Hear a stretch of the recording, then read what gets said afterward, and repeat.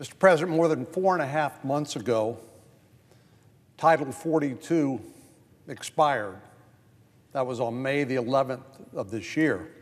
Title 42, just to refresh everybody's memory, was a public health order that was designed to prevent the spread of COVID-19, particularly from people entering the country from other countries around the world. In the lead up to Title 42's expiration, the Biden administration rolled out its plan to address the expected surge in migration. This plan they called the Circumvention of Lawful Pathways Rule, and it was sold as a way to discourage illegal immigration and to restore some sense of order along the border. As I and countless others have pointed out, this wasn't a real solution. This was a shell game. It was an attempt to conceal the scope and scale of the border crisis and to process migrants into the United States at an unprecedented rate. Let me just paraphrase that. This was not designed to deter people from illegally immigrating to the United States. It was a way to greet them and welcome them and then invite them to enter into the United States without following the legal rules and laws that Congress has passed. Well, despite the people who pointed out that this was really a ruse, a Trojan horse, if you will, the administration moved forward with the plan. Just days before Title 42 was lifted, Homeland Security Secretary Alejandro Mayorkas tried to assure the American people that the Biden administration was in control. He said, "The border is not open. It has not been open, and it will not be open subsequent to May the 11th. Well, at the time, it was clear that at least two parts of his statement were false. The border was open. That's why more than 10,000 migrants a day were crossing the southern border in the final week of Title 42. How do you say the border's not open and 10,000 people are traversing the border each day without going through our legal immigration system?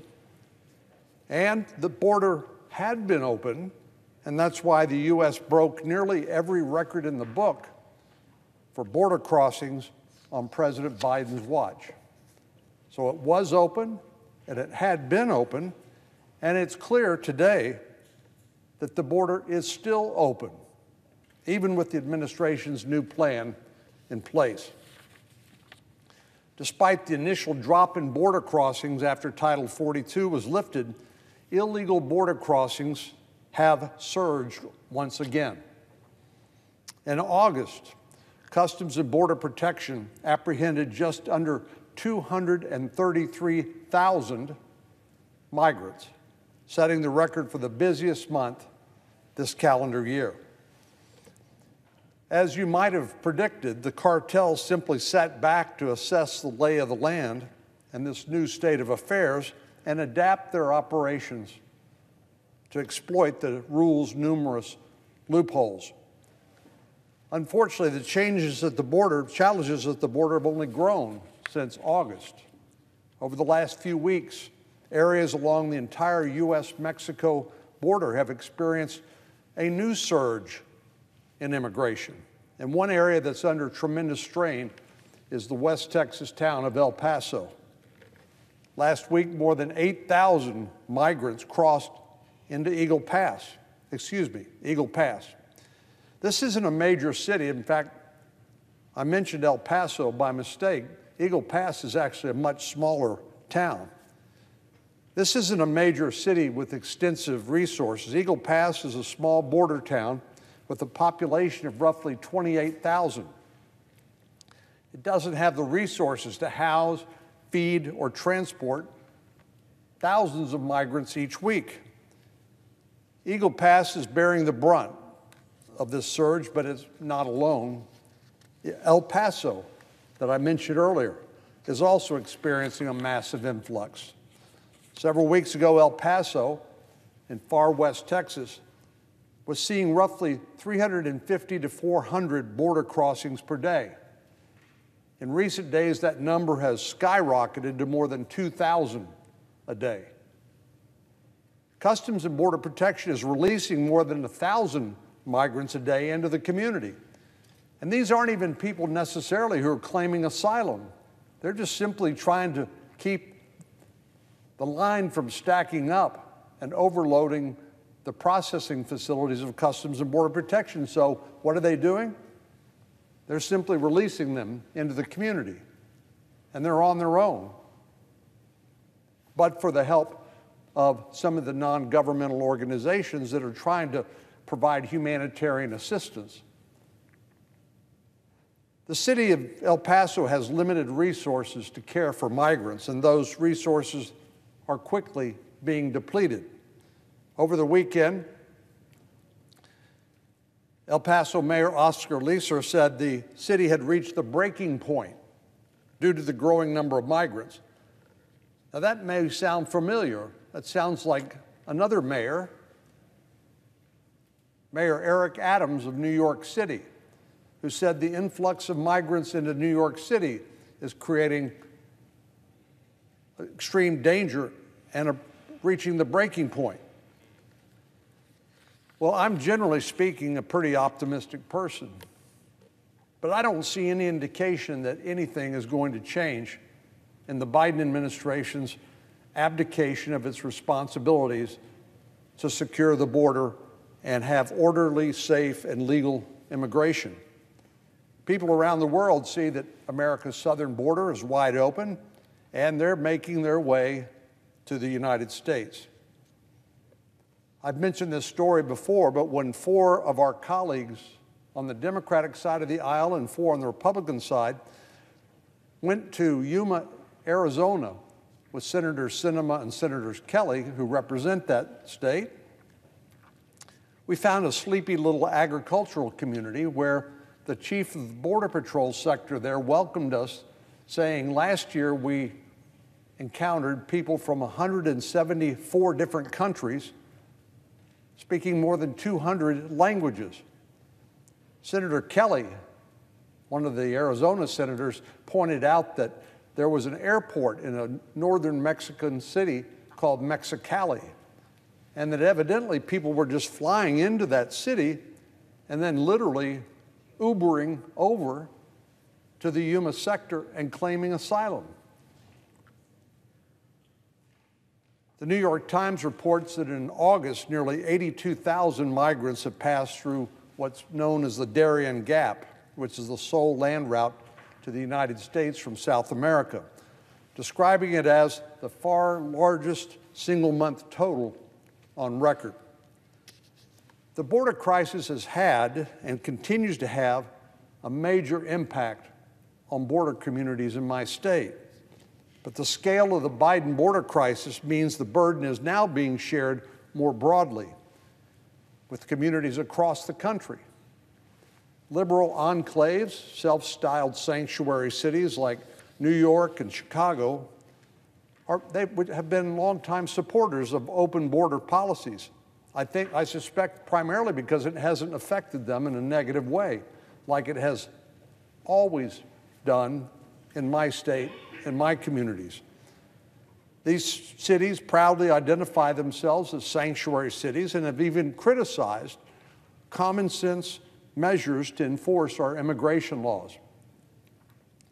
But as more and more migrants are poured into these liberal cities, the narrative has changed, as I pointed out a moment ago. Mayor Adams of New York City, for example, issued a stark warning saying it will destroy New York City. The Democratic governor of New Jersey once vowed to turn New Jersey into a sanctuary state, but now says the state is at capacity. And we've seen the same story play out in Boston, Chicago, and even right here in Washington, D.C. Even major sanctuary cities that are more than 1,000 miles from the southern border can't keep up with the volume of migrants from the Biden border crisis. As our colleagues know, this is more than a humanitarian crisis. This is a public safety crisis as well.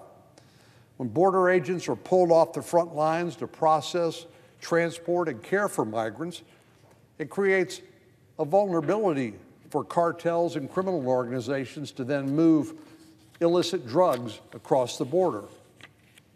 They're given a clear pathway, literally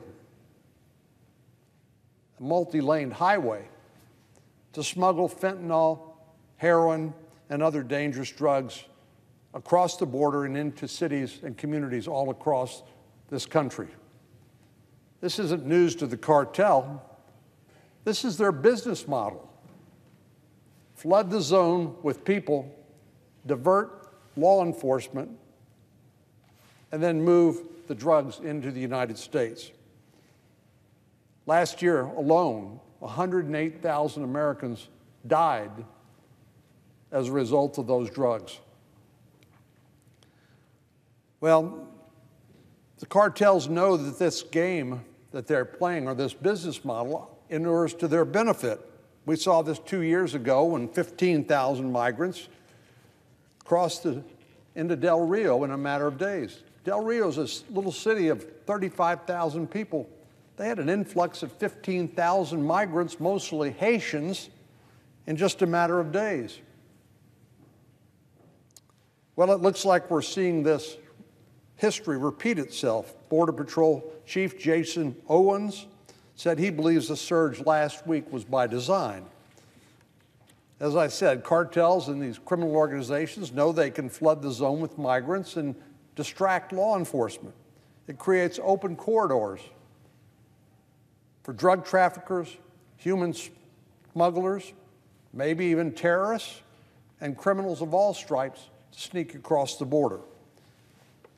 When talking about the threats posed by fentanyl and criminal organizations, Chief Owens said, "It's about as bad as I've ever seen it." And this is somebody who's given his professional lifetime to serving the country as a member of the Border Patrol.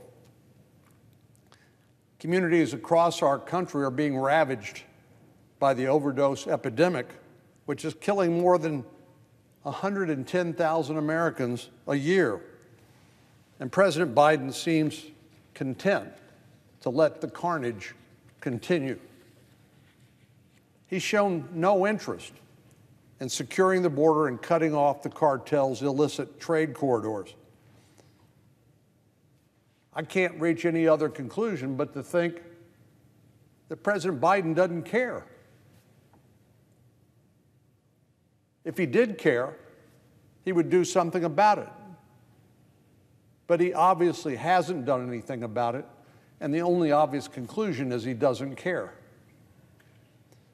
We're seeing clear and convincing evidence, both at the southern border and major cities, that President Biden's border plan, if you can call it that, isn't working. Apprehensions are on the rise, detention facilities are over capacity, and cities and nonprofit organizations are stretched beyond their limits to deal with the migrants with weak or non-existent claims for asylum who never should have been released in the first place.